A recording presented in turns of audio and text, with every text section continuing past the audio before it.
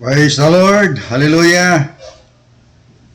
God is good all the time. All the time, God is good.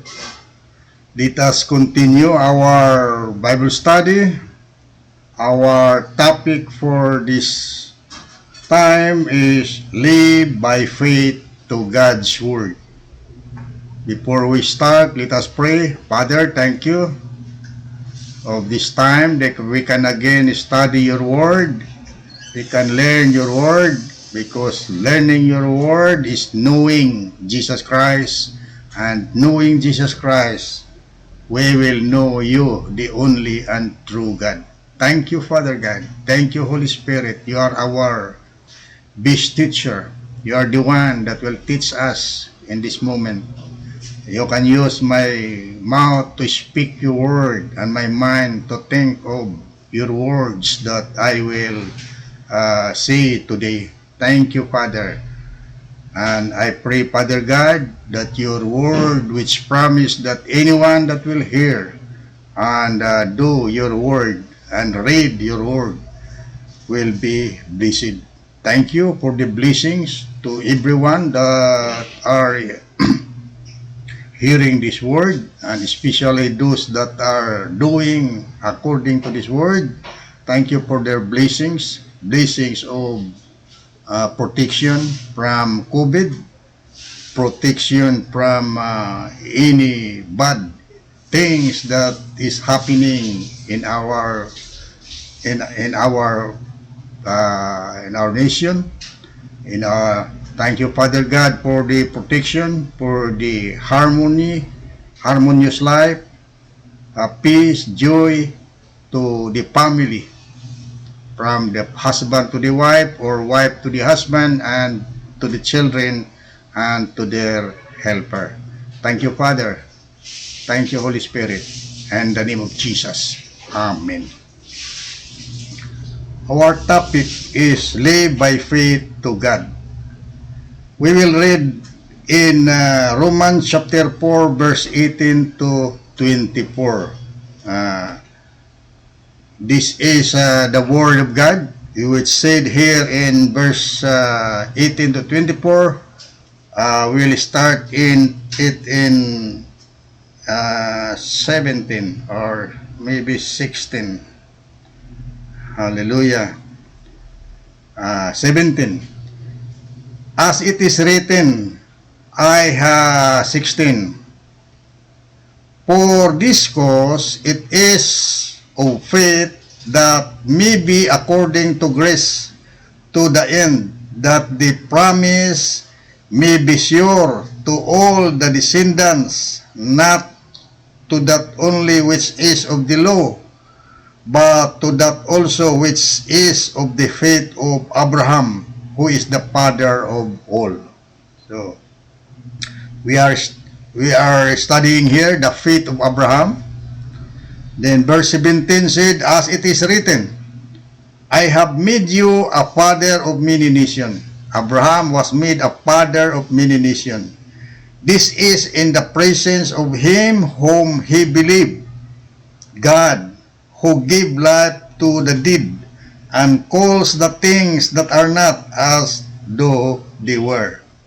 Verse 18, who in hope, Abraham, who in hope believed against hope, to the end that he might become a father of many nations, according to that which had been spoken by God, so will your descendants be. Abraham believed even in hopeless time, without being weakened in faith. He considered his own body, which was as good as dead, he being about 100 years old, because Abraham that time was 99 years old, and the deadness of Sarah's womb. Sarah was already at the time 90 years old, 89 years old, because Sarah gave birth to her person at the age of 90, while Abraham was at the age of 100. 20. Yet looking to the promise of God, although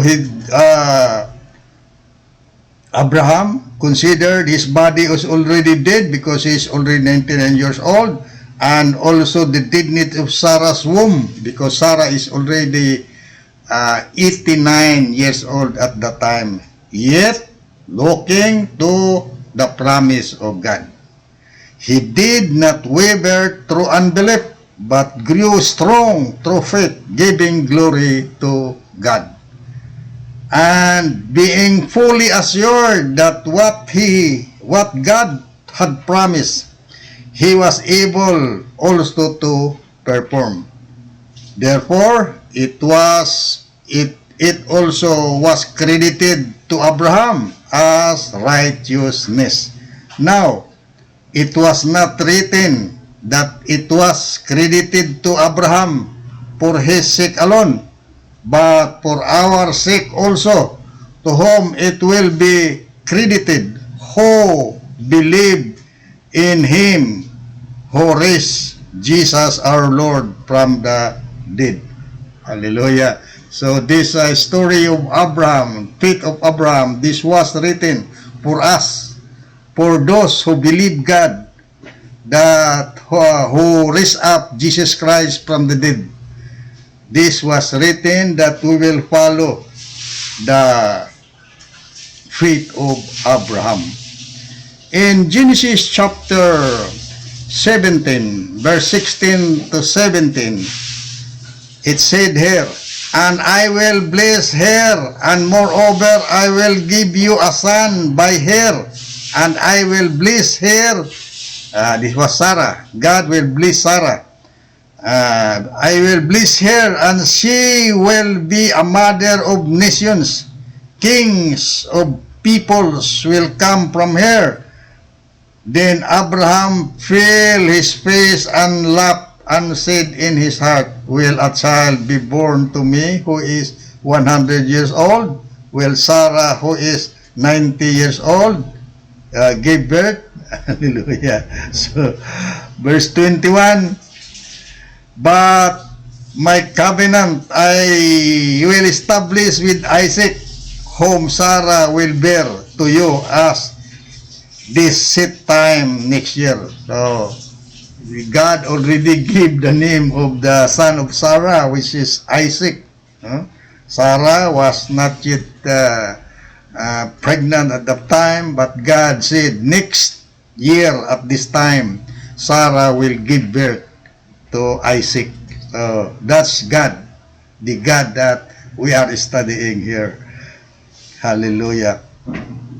In Hebrews chapter 11, verse 11, by faith, even barren or Sarah herself received power to conceive when she was past age and give birth, since she considered him faithful. He considered God faithful who had promised. It was God that promised Sarah that he will give birth next year. So Sarah believed it because he believed that God is faithful. In 1 Peter chapter 3 verse 6, the word said, as Sarah obeyed Abraham, calling him Lord, whose children you now are, if you do well and are not put in fear by any terror. So Sarah was an example here of a woman, of a wife that believed God, that he respect, he obeyed, he obey Abraham, and yet called Abraham as Lord.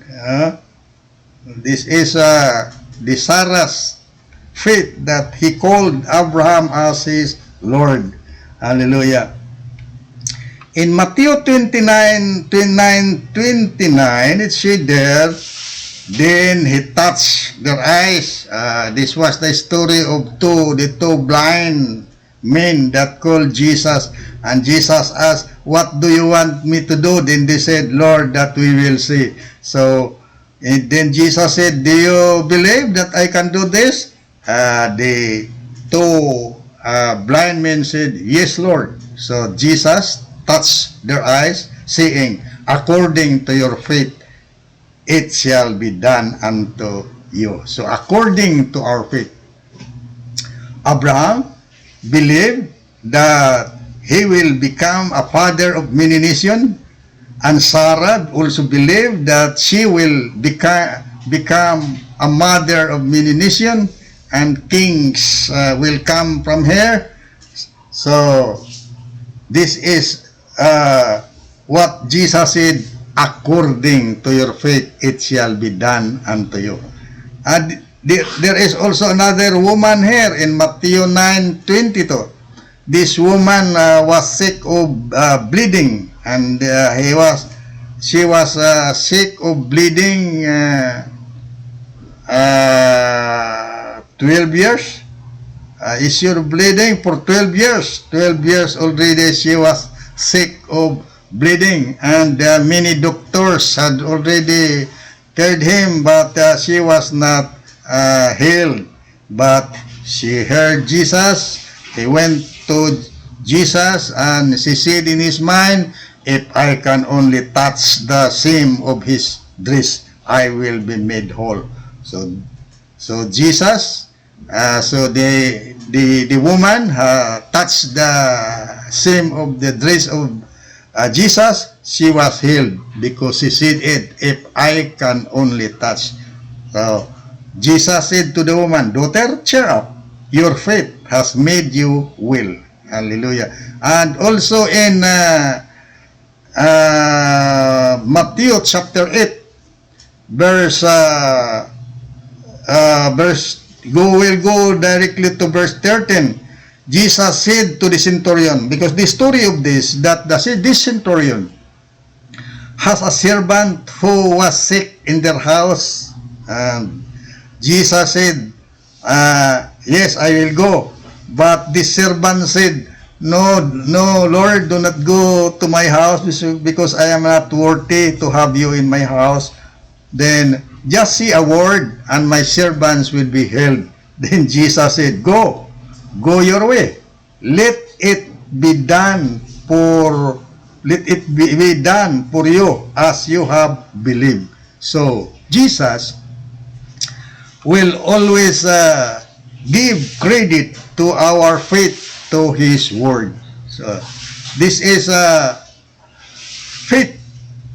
This is a faith that the same of the faith of Abraham, that Abraham even in hopeless time, because he is already 99 years old and Sarah is already 89 years old at the time. But in spite of that hopelessness, Abraham still believed that God can quicken even the dead body, his body that he considered already dead, and God can fulfill his promise that Abraham will become the father of many nations. That is why Jesus in Matthew chapter 21 verse 21, Jesus said, truly I tell you, if you have faith and do not doubt, you will not only do what have done to the fig tree, but even if you told this mountain, be taken up and cast into the sea, it would be done. It would be done. If you have faith without doubt, you can see to the fig tree, be thou removed and be taken and be cast into the sea. That will happen if we have faith without doubt, Jesus said. Then in verse 31, 22, he said, all things, whatever you ask in prayer, believing, you will receive. So that's faith. When we ask in prayer, we will believe that we will receive it. We will imitate God, that God believe things that are not as they were. Up after prayer, believe already that what you have said in your prayer, you will receive it. That is faith. And Matthew chapter 9, Mark chapter 9 verse 23, Jesus said, all things are possible to them that believe. If we believe Jesus, whatever we believe according to His Word, because we will believe His Word, the Word of Jesus Christ, not our own belief of anything that we have seen or heard. It is a belief, it is a faith to the Word of Christ, what the Word of Christ has said. In verse Matthew 21:21, it said that if you will say to this tree, be thou removed, or if you will say to that tree, you give much fruits. If you have said that without doubt, that will happen. Because Jesus said, after you have prayed, believe that you receive it.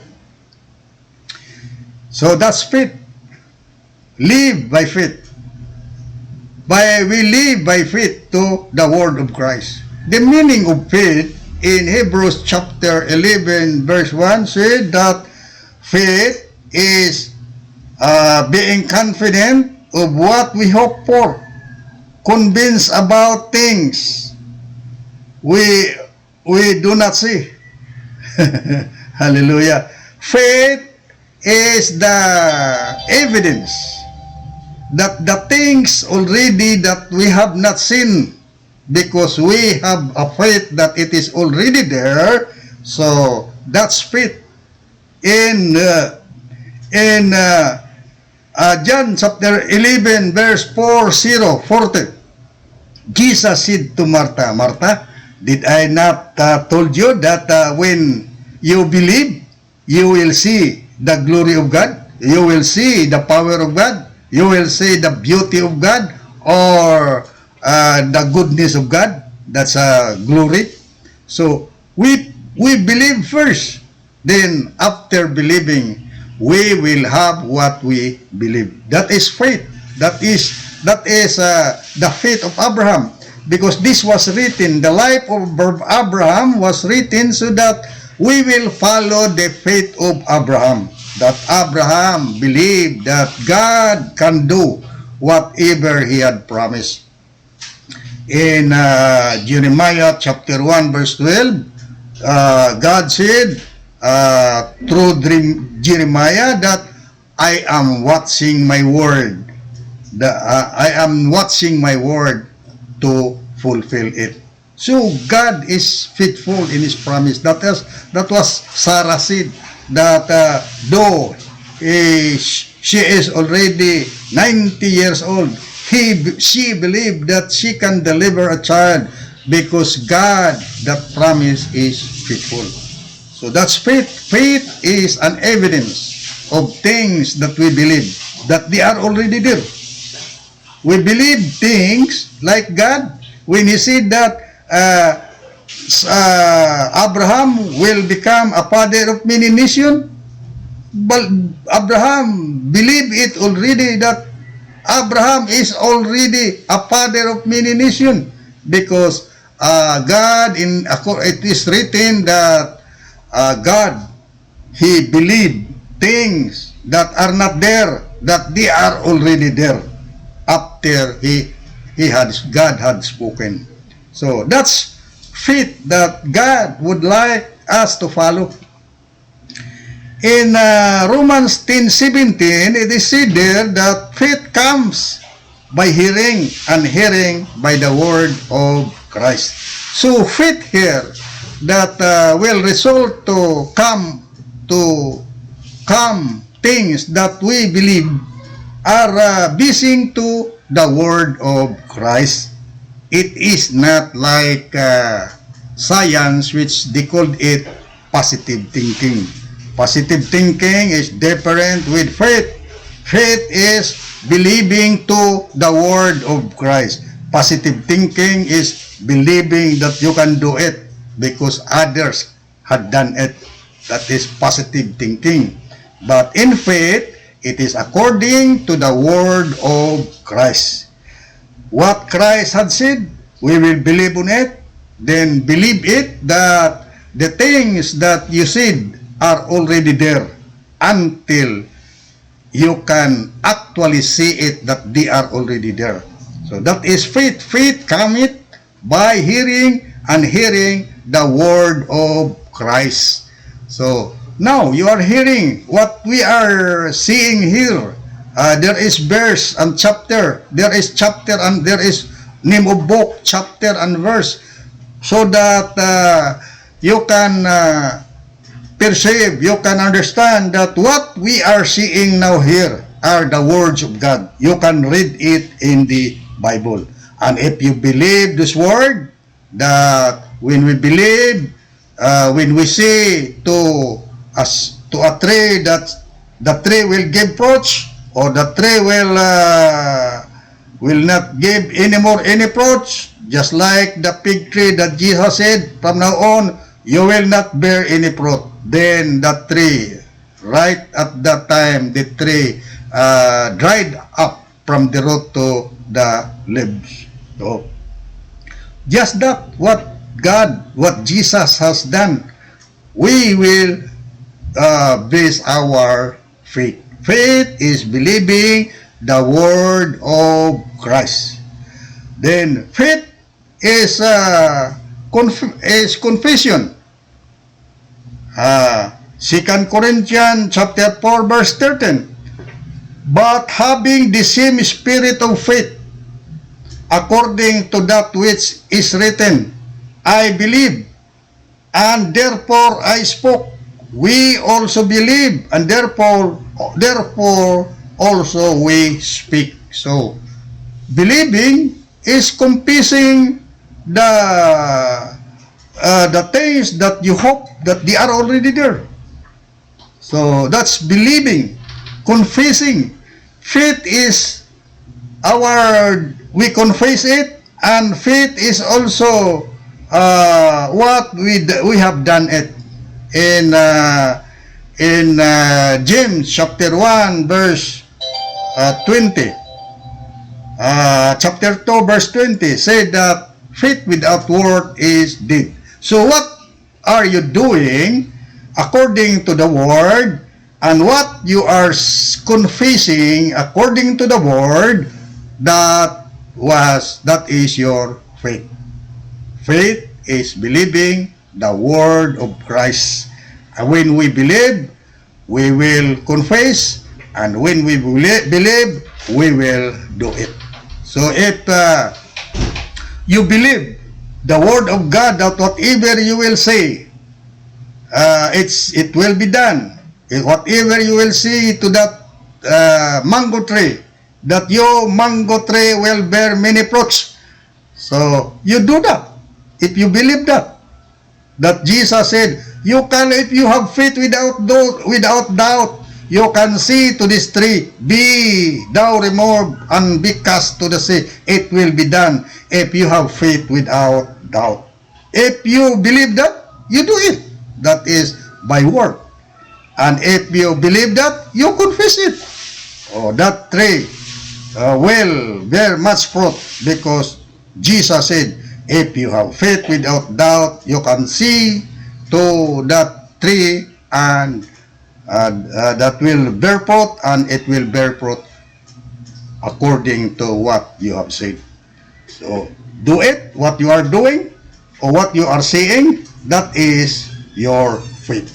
In Ephesians chapter 3 verse 20, it said here, now to God, who is able to do exceedingly abundantly above all that we ask or think, according to the power that worketh in us. What is this power that worketh in us? The power that is working in us is our faith. Our faith to the word of God. God can do, is able to do, and God can do exceedingly and abundantly more than above all we ask or think. God can do that according to the power that is working in us, which is our faith. God has a power to do miracle in what we have said according to our faith to the word of Christ. So, you have faith, you say it, or do it. Then, and our faith, the power of faith is, it will come out what we have said, if we believe without doubt. But our faith, we should add it with love. Faith, if after praying, basing on our faith, then that it come out because of your faith, you add your faith with love. In 2 Peter chapter 1, 5 to 11, it was said here, for this very cause, adding on your part all diligence in your faith, so adding your faith, moral excellence, moral knowledge, self-control, patience, godliness, brotherly affection, and love. These are the things that will add to our faith. Then down 8 to 11, it is said there that if we will have these things, we will not be unfruitful in our knowledge of Christ, and surely we will go to heaven. We will not fall. We will go to heaven if our faith has love. So add our faith with love. Love are defined here in 1 Corinthians chapter 13, 4 to 7. It was that was mentioned in 2 Peter chapter 1 verse 5 to 8. Our love, are the fruit of love that we should add to our faith. Without that, without patience, without brotherly love, etc., our faith, it is not sure that faith without love will go to heaven. It will stumble, because Jesus in Matthew 7 verse 20 to 23, we can read that there are people who came to Jesus in the last day, which says, Lord, we have done miracle through your name. But Jesus said, I do not know you. Get out, I do not know you. Those are the people that have faith but has no love. Love. So in 1 Corinthians chapter 14, 1 Corinthians chapter 14, chapter 12, 1 Corinthians chapter 12, it says there that there are gifts, but not, there are gifts that are given to the church, and those gifts that are given are for the edification of the church. And it is said there that we should yearn the best gift, and the best gift there is love, because in 1 Corinthians chapter 13 verse 13, it is said, faith, but now faith, hope, and love remain these three. The greatest of these is love. Because in the love is the greatest of the three. What are these three? They are faith, hope, and love.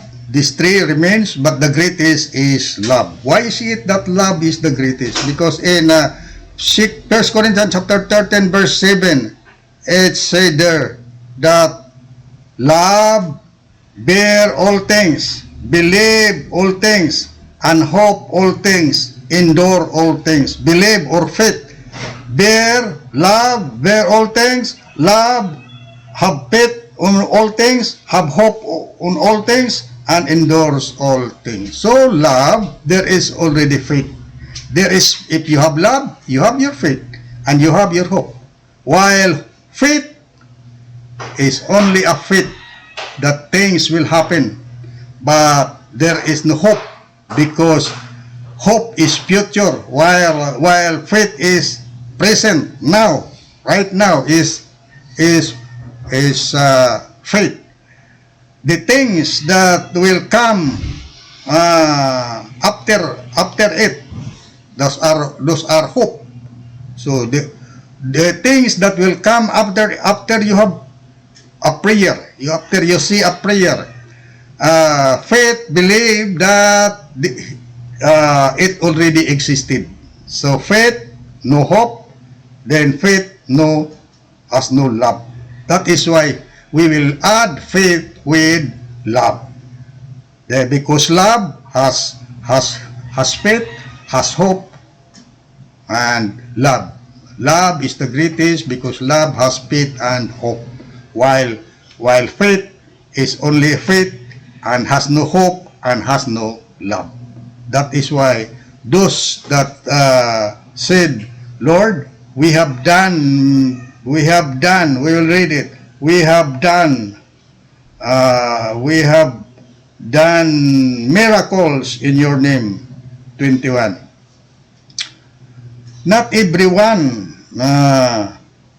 22. Many will tell me in the day, Lord, Lord, did we not prophesy in your name? In your name cast out the demons, and in your name do many mighty works? And then I will tell them, Jesus said, I never knew you. Depart from me, you who practice lawlessness. So these people only rely their faith to do miracles, but they do not have love. And also in 1 Corinthians chapter 13, verse 1 to 3, it is also stated here. 1 Corinthians chapter 13, verse 1 to 3, verse 1 said, if I speak with tongues of men and of angels, but do not have love, I have become sounding bronze or a clanging cymbal. If I have gift of prophecy and know all mysteries and all knowledges, and if I have all faith, faith so as to remove mountain, but I do not have love, I am nothing. Verse 3, if I dole out all my goods, if I give all my gifts to feed the poor, and if I surrender my body to that so that I may boast, but do not have love, it profit me nothing. So desire to have the best gift, which is love. Ask God love, because love has faith and hope. You can also you can do miracle by the faith that is in love, and the things that are hoped for are there already because of love. Love casteth all fears. That is faith. We should live we should live in faith to the word of Christ. Living in faith to the word of Christ, we will surely go to heaven. While we are yet on earth waiting for Jesus Christ coming, we will live peaceful, freshness of life, abundant in life, and then we will be given long life if we live in love with Jesus Christ. The love that we will exercise while serving the Lord is loving to our neighbor. So love, faith is only to do miracles, but love is to do miracles, and in the future you will surely go to heaven.